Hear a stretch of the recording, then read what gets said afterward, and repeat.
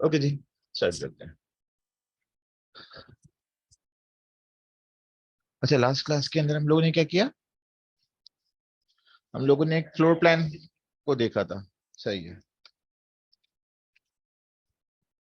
अच्छा, हम लोगों ने अपने टूल्स वगैरह की जो बात की तो हमने लास्ट क्लास में हमने कोई नया टूल नहीं देखा, हमने वही ऑफसेट, एक्सप्लोड और वही ट्रिम वगैरह यूज करते हुए हमने अपनी बाकी सारी चीजों का इस्तेमाल किया था अपने ऑब्जेक्ट्स के अंदर। अच्छा, प्लान हमने कहा था तकरीबन सेम ही रहते हैं, कोई इतना ज्यादा फर्क नहीं पड़ता हमारे ऑब्जेक्ट्स के अंदर, सिर्फ ड्रॉ करने के तरीके। और ड्रॉ कोशिश करिएगा कि हमेशा पहले कॉपी पेंसिल पर ड्रॉ करें। डायरेक्ट कभी भी ऑटोकैड के ऊपर कोई भी प्लान ड्रॉ नहीं होता, क्योंकि सारा मसला आता है मेजरमेंट का।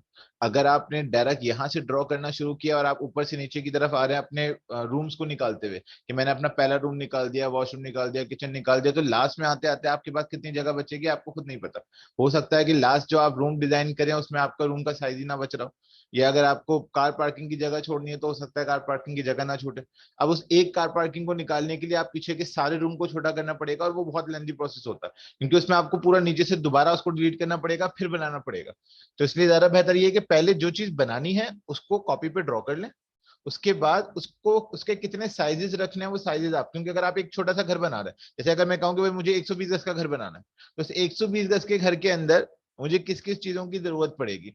यानी हमने कहा था हमें विड्थ और हाइट चाहिए, तो उस विड्थ और हाइट के अंदर हमने कहा था कि हमें अपनी कैलकुलेशन वगैरह, तो हमने 120 गज के 3 डिजाइन निकाले थे। हमने कहा था कि हम इसको 24 बाय 45 पे भी चला सकते हैं, हमने कहा था कि हम इसको 30 बाय 36 पे भी चला सकते हैं, 27 बाय 40 और 30 बाय 36। यानी 3 तरह के हमने कहा था हम डिजाइन वगैरह अगर निकालना चाहें तो हम निकाल सकते हैं। हम पहले के अंदर विड्थ को बढ़ाते जा रहे हैं 24 से 27 पे 30, और दूसरी वाली के अंदर अपनी हाइट को कम करते जा रहे हैं। तो इस तरीके से हमारे पास जो टोटल एरिया निकला था वो तकरीबन 1080 स्क्वायर फीट के हिसाब से निकला था, जो कि हमने कहा था कि अगर आप डिवाइड कर दें 9 से तो दोबारा उठकर वो आपको 120 यार्ड्स के अंदर कन्वर्ट कर दे देता। सही है, यानी कि अगर हम इसको कैलकुलेट करें कि भाई अगर मेरे पास 120 गज का घर है, और हमने कहा था कि मुझे अगर इसको स्क्वायर फीट में कन्वर्ट करना है, तो हमने कहा था मल्टीप्लाई करवा देंगे 9 से, तो हमारा जो एरिया था वो 1080 स्क्वायर फीट के हिसाब से निकला था। और हमने उसको डिवाइड किया था कुछ इस तरीके से कि हमने कहा था अगर हम 24 बाय 45 का डिजाइन लेते हैं तो वो 1080 स्क्वायर फीट कंप्लीट करेगा, या फिर 27 बाय 40 का डिजाइन लेते हैं तो भी वो 1080 स्क्वायर फीट कंप्लीट कर देगा, या फिर अगर हम 30 बाय 36 का डिजाइन लेते हैं तब भी वो हमारा 1080 स्क्वायर फीट कंप्लीट कर देगा। तो हमने कहा था मेन काम हमारा स्क्वायर फीट पर होता है, विड्थ और हाइट पर नहीं होता। लेकिन फिर भी हमारी प्लानिंग हमें ड्रॉ करनी होती है। आपको ये बताना पड़ेगा कि आप जिस सोसाइटी में या जिस जगह पर घर बना रहे हैं उसकी प्लानिंग क्या है। ज्यादातर 120 गज के डिजाइन ये दो पे चलते हैं, या तो 24 बाय 45 चलते हैं या फिर 27 बाय 40। और हमने कहा था कि अब नए सोसाइटीज के अंदर 120 गज का घर आना खत्म हो गया, अब 125 गज के घर आना शुरू हो गए। नहीं तो उसके अंदर हमारी जो विड्थ होती है वो 24 की जगह 25 फीट की मिलती है। सिर्फ इतना सा फर्क होता है हमारे ऑब्जेक्ट के अंदर, कि हमारा जो एरिया होता है वो अब 24 की जगह, क्योंकि हमने कहा था 24 के अंदर हम 12 बाय 12 के 2 रूम भी नहीं निकाल सकते, क्योंकि हमारे पास दोनों साइड से वॉल ही नहीं, एक हमने कहा था मैक्सिमम 11 फीट और दूसरा 11.5 फीट, इससे ज्यादा बड़े रूम हम नहीं निकाल सकते थे।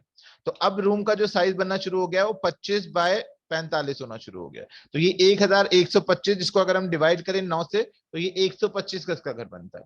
तो आजकल की प्लानिंग 125 पर है, 120, यानी जो नए प्लानिंग आ रही है, जो पुरानी चल रही है वो तो चल रही है 120 के हिसाब से। नए प्लान 120 वाले तकरीबन तकरीबन खत्म होते जा रहे हैं हमारे ऑप्शन के अंदर।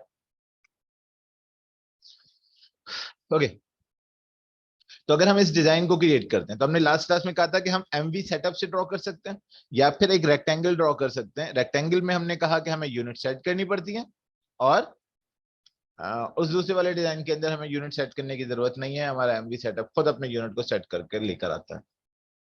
तो बाय डिफॉल्ट अभी हम अपने ऑब्जेक्ट में इसी तरीके से डिजाइन करते हैं, नेक्स्ट क्लास में लेयर सिस्टम पढ़ेंगे तो लेयर सिस्टम के हिसाब से चलाते हैं। तो लेयर सिस्टम पढ़ने से पहले या फिर अपना 120 गज का घर डिजाइन करने से पहले हमारे पास जो बेसिक से टूल्स हैं जरा उनको देख लेते हैं। तो आज हम देख रहे हैं हमारे पास कुछ टूल्स हैं, इसको हम कहते हैं फीले। फीले सिर्फ यहाँ नहीं, हर 3D सॉफ्टवेयर में आपको मिलेगा। ऑटोकैड में भी है, मैक्स में है, माया में है, ब्लेंडर में है, स्केचअप में, हर सॉफ्टवेयर के अंदर आपको फीले मिलेगा। फीले करता यह है कि आपके ऑब्जेक्ट में राउंडनेस लेकर आता है।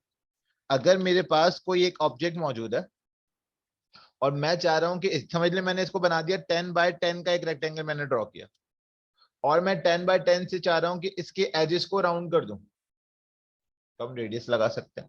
कैसे लगाएंगे उसको देखते हैं। दूसरा, अगर मैं एक रेक्टेंगल ड्रॉ करूं अपने हिसाब से, समझ लें कि 10x10 है या नहीं है, फर्क नहीं पड़ता, मैंने इसको 10x10 या 10 मैं 5 और आगे दे रहा हूं, आगे की तरफ, और यहां अब ये बीच का एरिया, ये ओपन है। तो अगर हम यहां पर आकर इस्तेमाल करते हैं फीले, जैसे हम कहते हैं फीले, तो देखिए फीले के अंदर एक चीज नजर आ रही है कि हमारे पॉइंट्स को कनेक्ट करने का काम करता है।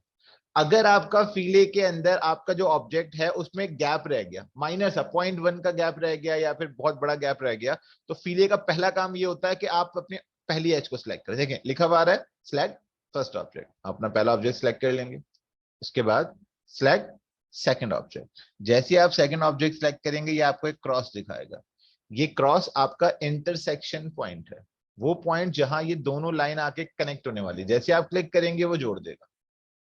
तो पहला काम तो ये हो गया कि अगर आप फीले को 2 पॉइंट्स पर क्लिक करते हैं तो उनका काम जोड़ने का है, लेकिन अगर मैं इस पॉइंट पर सिलेक्ट करूं जो ऑलरेडी जुड़ी हुई है तो इससे कुछ नहीं होने वाला, क्योंकि वो तो पहले से जुड़ी हुई है। तो हमें 2 लाइनें सिलेक्ट करनी है। अब इन 2 लाइनों के दरमियान हमें कितना राउंडनेस चाहिए, तो कह सकते हैं कि फीले एक तरह का सर्कुलर पैथ ड्रॉ करता है आपकी 2 एजेस के दरमियान। सही है, जिस तरह हमने पहले ही किया था कि हम टेंजेंट टेंजेंट रेडियस बनाकर बैठे हुए थे कि मुझे इन 2 टेंजेंट के दरमियान एक रेडियस चाहिए किसी पॉइंट का, और उसके बाद हम काटते थे अपने ऑब्जेक्ट को कि भाई 2 पॉइंट का डिस्टेंस चाहिए, तो मैं इसको कट करूंगा और यहां से कट करूंगा तो ये एक शेप निकलेगी। ये वही शेप निकालता है, बस फर्क क्या है, आपको मेहनत कम करनी पड़ेगी। कैसे? आपने कहा फीले, फीले के लिए आप कीबोर्ड से एफ का बटन प्रेस करेंगे, एफ और साथ में स्पेस। ये क्या करता है, ये हमारे ऑब्जेक्ट के अंदर रेडियस इस्तेमाल करता है, कह सकते हैं कॉर्नर रेडियस, कॉर्नर्स पर राउंडनेस आपको इस्तेमाल कर देगा अपने ऑप्शन के अंदर। कैसे इस्तेमाल करना है, आपने फीले का बटन प्रेस करना है, जैसे आप फीले एक्टिव करेंगे तो देखें उसने कहा 2 पॉइंट सेलेक्ट करने, हमें नहीं करना, आपको इनमें से कोई चीज सेलेक्ट करनी है, या तो आप राइट क्लिक भी कर सकते हैं। पहली चीज, कितना राउंड करना है आपको डिफाइन करना पड़ेगा। इस तरह भी मैंने इस पे 2 का रेडियस बनाया था ना, मैं रेडियस में गया, मैंने कहा फिर से मुझे 2 का रेडियस चाहिए, इंटर। अब अगर मैं अपना पहला ऑब्जेक्ट सिलेक्ट करूं और दूसरा ऑब्जेक्ट सिलेक्ट करूं तो ये वही आपको रेडियस बनाकर दे देगा। बस वहां पे क्या हुआ था, हमने टेंजेंट टेंजेंट रेडियस ड्रॉ किया था, फिर डिलीट किया था अपने सर्कल को और अपनी एजेस को, यहां पर वो सारी चीजें खुद ब खुद ड्रॉ हो जाए। एक बार अगर मैंने अप्लाई किया है तो वो पुरानी सेटिंग रहती है, आपको दोबारा करने की जरूरत नहीं है, मैं दोबारा से उस चीज को राउंड कर सकता हूं। क्या करना पड़ेगा, सिर्फ स्पेस का बटन प्रेस करेंगे तो जो भी आपने अपनी लास्ट कमांड रिपीट की होगी वो चीज खुद ब खुद एडजस्ट हो जाएगी।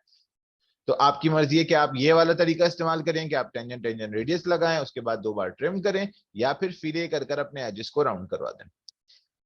अच्छा, जब ये 2 का रेडियस इस्तेमाल किया गया, यानी इसका मतलब जो ओरिजिनल लाइन थी उस लाइन से 2 का डिस्टेंस यहां से गया होगा, 2 का डिस्टेंस यहां से गया होगा, तो अब ये ऑब्जेक्ट उस तरीके का नहीं रहा। दूसरा तरीका, अगर मैं इसको फिले करता हूं और कहता हूं रेडियस, और रेडियस मैंने कहा 2 का रेडियस, राइट क्लिक। अच्छा, मुझे ना बार बार करना पड़ रहा था ना, मैंने इसको सिलेक्ट किया खत्म हो गया, फिर दोबारा से स्पेस दबाऊंगा, फिर दूसरा करूंगा। तो इससे ज्यादा एक और बेहतर तरीका ये है कि जब आप फिले कर ही रहे हैं और रेडियस आपने डिफाइन कर ही दिया है कि ये 2 का रेडियस है, तो आप राइट क्लिक करें और कहते हैं कि मुझे मल्टीपल ऑब्जेक्ट्स चाहिए। मल्टीपल से फायदा ये होगा, मैं अपनी पहली लाइन सेलेक्ट करूंगा, मेरा टूल खत्म नहीं होगा, मैं दूसरी लाइन भी सिलेक्ट कर सकता हूं बगैर स्पेस के, और तीसरी लाइन भी सिलेक्ट कर सकता हूं बगैर स्पेस के। आपको बार बार स्पेस का बटन प्रेस नहीं करना पड़ेगा अगर मैं ये ऑप्शन ड्रॉ करता हूं तो। चलें जी, एक और मैंने ऑब्जेक्ट ड्रॉ कर लिया 10x10 का, फिर से आता है, लेकिन हाँ इसमें भी हमें 4 बार बटन दबाना पड़ा, 4 बार मुझे अपने ऑब्जेक्ट सिलेक्ट करने पड़े। अगर मुझे अपने सारे ऑब्जेक्ट ही राउंड करने हैं तो आप मल्टीपल से ज्यादा अच्छा है कि यहां पर आकर बताएं कि आपका ऑब्जेक्ट एक पॉलीलाइन है, और जैसे आप इस पॉलीलाइन के ऊपर, वो क्या कह रहा है, सिलेक्ट 2D पॉलीलाइन, जैसे हम 2D पॉलीलाइन पर क्लिक करेंगे आपके चारों पॉइंट राउंड कर देगा, और चारों ही नहीं, वो सारे पॉइंट जो आपने एक पॉली से ड्रॉ किए होंगे। इस तरह मैंने एक शेप बना ली अपने ऑप्शन के अंदर। अच्छा हाँ, वो ऑब्जेक्ट इतना बड़ा होना चाहिए कि वो राउंड हो सके, सही है। अगर आपकी शेप इतनी है कि उसके पास राउंड होने की जगह ही नहीं है तो नहीं करने देगा आपको, ये तो गन बन गई। फीले हमने इस्तेमाल किया, राइट क्लिक रेडियस, रेडियस 2 का, और हमने कहा राइट क्लिक मल्टीपल नहीं पॉलीलाइन, और मैंने जाकर अपने एजेस किया था। तो देखिए जितनी शेप बन सकती थी उसने उतनी बना ली। जहां पर वो नहीं बना सकता था, क्योंकि जब ये रेडियस 2 का लगा है तो ये नहीं बन सकता, जब ये रेडियस 2 का लगा है तो इसके पास जगह नहीं है 2 का रेडियस लगने की, तो वो वाला एरिया उसने छोड़ दिया। अब क्या करेंगे, देखिए यहाँ तो जगह बची नहीं है क्योंकि इसने तो पूरा रेडियस घेर लिया, यहाँ तक सिर्फ इतनी सी जगह उसके बची राउंड करने की। यहाँ पर अगर हम बात करेंगे तो इतनी सी जगह, इसका मतलब ये 2 का रेडियस तो डिफाइन नहीं कर सकता, तो आप मैनुअल जाकर कहेंगे मैं चलो 0.5 कर देते हैं ना, इस पॉइंट से इस पॉइंट 5, तो देखें 0.5 बैठ गया। इस वाले पॉइंट पे भी आ जाते हैं 0.5 कर देते हैं, तो ये भी राउंड बैठ गया। इस वाले पॉइंट पे 0.5 बनेगा क्या, नहीं, एरर दे दिया, invalid, radius is too large, का मतलब 0.5 भी बैठने की जगह नहीं है यहाँ पर। तो अब आप क्या करें, अब आप बैठकर या तो इस लाइन को बड़ा कर दें ताकि आपको जगह मिल जाए। अब अगर मैं फीले इस्तेमाल करूं, मैं कहूं कि भाई 0.5, तो ये देखें बैठ गया। तो अच्छा, दूसरी चीज, ये उसी वक्त काम करेगा जब ऑब्जेक्ट पॉलीलाइन से ड्रॉ किया हुआ हो। अगर लाइन से ड्रॉ किया हुआ कोई ऑब्जेक्ट होगा तो उस पर नहीं चलता। अब अगर मैं कहूं कि मुझे फीले लगाना है रेडियस 1 का, राइट क्लिक पॉलीलाइन पर, तो ये नहीं चलने वाला, क्योंकि उसको एक कनेक्टेड लाइन चाहिए, और हमने लाइन के बारे में कहा था लाइन इंडिविजुअल होती है। तो ऐसे ऑब्जेक्ट भी यहां पे काम नहीं कर सकते। फिर से रेक्टेंगल 10 बाय 10 का फीले, फीले करने के लिए एफ स्पेस, राइट क्लिक और रेडियस, रेडियस कितना मैंने कहा 2 का रेडियस, इंटर, राइट क्लिक। अब अगला ऑप्शन बचा हमारे पास ट्रिम, हमने रेडियस देखा, पॉलीलाइन मल्टीपल, और हम देख रहे हैं ट्रिम। अभी मेरा ऑब्जेक्ट हमारे ऑब्जेक्ट को ट्रिम कर रहा है। ट्रिम कैसे कर रहा है, जब वो राउंड लेकर आता है तो उसकी बाकी जो चीज हमने कहा वो काट देता है। लेकिन अगर मैं कहूं कि मुझे नहीं लेकर आना, पॉलीलाइन क्लिक, तो वो रेडियस तो अप्लाई करेगा लेकिन बाकी के एजेस ट्रिम नहीं करेगा। तो आप ये भी बता सकते हैं कि अगर आपको ट्रिम चाहिए तो आप किस तरीके से अप्लाई करेंगे, और अगर आपको ट्रिम नहीं चाहिए तो आप किस तरीके से अपने ऑप्शन को इस्तेमाल करेंगे। अब आपकी मर्जी, अगर आप चाह रहे हैं कि मुझे 2 एजेस रखने थे या 3 एजेस रखने थे, तो आप मैनुअल अपने ऑप्शन पर इस्तेमाल कर सकते हैं कि मेरे पास ये जो फीले बचा है, मुझे ये वाली चीजें नहीं चाहिए थी, सिर्फ ऊपर से 2 राउंड करने थे। तो आप मैनुअली बैठकर अपने ऑप्शन पर अगर डिजाइनिंग करना चाह रहे हैं, या अगर 10 ऑब्जेक्ट्स हैं इस तरह के और आप सब पे करना चाह रहे हैं, एक पे नहीं करना चाह रहे, तो आप अपनी ट्रिमिंग को उस जगह से छोड़ सकते हैं अपने डिजाइन से, अपने हिसाब से जो आपको चाहिए होगा। तो फीले राउंडनेस देने के लिए इस्तेमाल करता है। सेम चीज अगर हम बात करें, दोबारा से मेरे पास एक 10 बाय 10 का एक रेक्टेंगल मौजूद है, और अब हम बात कर रहे हैं शम्फर। शम्फर हमारे ऑब्जेक्ट को उसी तरीके से बनाता है, लेकिन इस बार वो राउंड नहीं बल्कि कट करता है। कट किस तरीके से करता है, जिस तरह के अगर मुझे अपने कॉर्नर्स में शार्पनेस चाहिए, कुछ ऐसी शार्पनेस, तो हम ट्रिम करें वो शम्फर का इस्तेमाल करेंगे। शम्फर के अंदर आपको 2 चीजें डिफाइन करनी होती है। यहां पर सिर्फ एक रेडियस इस्तेमाल करना होता है, जितना रेडियस फ्रंट का होगा उतना ही हमारे पास दूसरी लाइन का भी होता है, और वो डिजाइन कर देता है।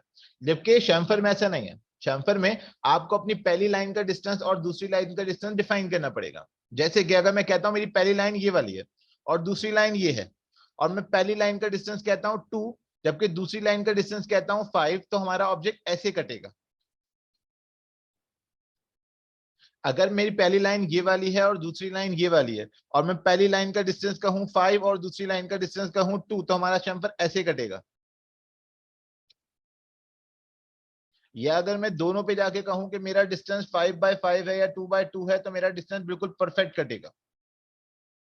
तो आपको यहां पर 2 लाइनें ड्रॉ करनी पड़ेंगी। एक आपको बताना होगा कि पहला डिस्टेंस कितना होगा, और फिर आपको बताना होगा कि दूसरा डिस्टेंस कितना होगा। जब ये दोनों चीजें कंप्लीट हो जाएंगी तो हमारा शम्फर काम कर जाता है।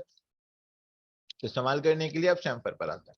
कैसे चलाना था, आपने करना है शम्फर। शम्फर इस्तेमाल करने के लिए आप कीबोर्ड से CHA का बटन प्रेस करेंगे और साथ में प्रेस करेंगे स्पेस। ये हमारे पास शार्प कॉर्नर ड्रॉ करता है। वो कॉर्नर रेडियस था, ये शार्प कॉर्नर।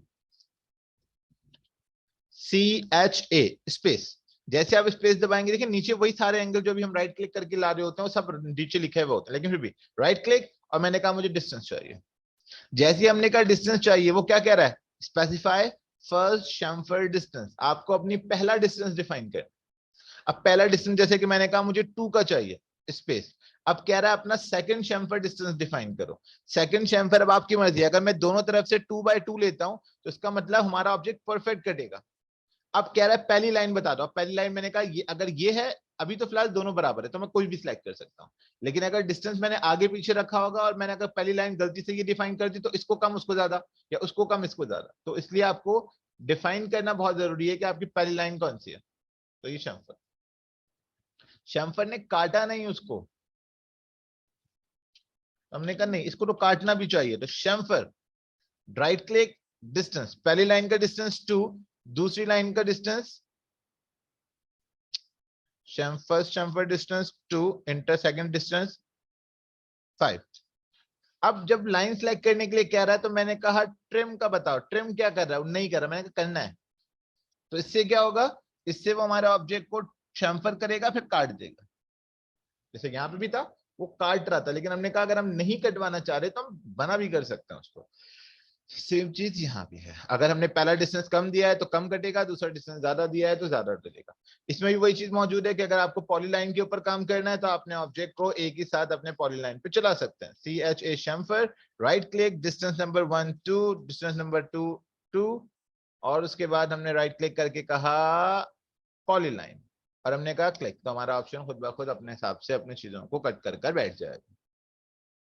सही है, ये भी लाइन पे काम नहीं करता। सही है, ये सारी नहीं, लाइन का मतलब अगर वो इंडिविजुअल है तो करता है। इंडिविजुअल का मतलब अगर ये लाइन आपने ऐसे ड्रॉ की है ना और आप चाह रहे हैं कि वो शैम्फर कर दे तो वो करता है। सिर्फ एक साथ जब आपको पूरा एक साथ करना है तब पॉलीलाइन पे काम करेगा। अगर दो कॉर्नर मौजूद हैं तो आप शैम्फर पर क्लिक करें और बता दें कि भाई आपका डिस्टेंस पहला 2 है दूसरा 2 है, और आप जाकर अपनी पहली और दूसरी लाइन को सिलेक्ट कर दें तो यहाँ शैम्फर होता है। सही है, लेकिन अगर जिस तरह मैंने ये वाला ऑब्जेक्ट बनाया था ऐसे कि भाई बहुत सारा उल्टा सीधा ऑब्जेक्ट है और सबके कॉर्नर एडजस्ट करने हैं, तो आप